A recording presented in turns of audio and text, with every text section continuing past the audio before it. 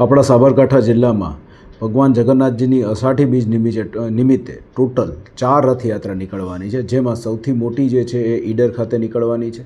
ઈડરની અંદર 28મી રથયાત્રા છે અને આ રથયાત્રાની અંદર આશરે 25 જેટલા અલગ અલગ જે ટેબ્લો ને એ બધું જે છે એ હોય છે અને 500 મીટર જેટલી લાંબી આ રથયાત્રા છે। આ રથયાત્રા 5 કિલોમીટર લાંબા રૂટ ઉપર થઈને આખા ઈડર શહેરની અંદર ભગવાન જગન્નાથજીના આશીર્વાદ વિખેરતી નીકળે છે। ત્યારે તેની સુરક્ષા માટે થઈને પોલીસ વિભાગ દ્વારા એક ડીવાયએસપી અને પીઆઈ પીએસઆઈ થઈને ટોટલ 300 પોલીસ અને 350થી વધુ હોમગાર્ડ જીઆરડીનો આખો બંદોબસ્ત ગોઠવેલો છે।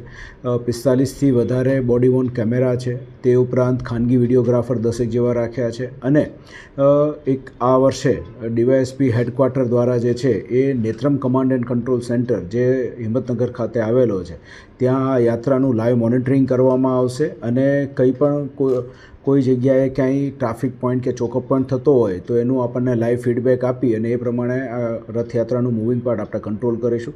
તે ઉપરાંત પોલીસ દ્વારા ડીપ પોઈન્ટ પણ રાખવામાં આવ્યા છે। જાહેર જનતાને અપીલ પણ કરી છે કે આની અંદર ભગવાન જગન્નાથજીના આશીર્વાદ લેવા માટે થઈને આપ સૌ આવો, પરંતુ શાંતિપૂર્ણ રીતે અને એકબીજાની સાથે સાથ સહકાર આપીને આ રથયાત્રાની અંદર આપ ભગવાનના આશીર્વાદ મેળવો।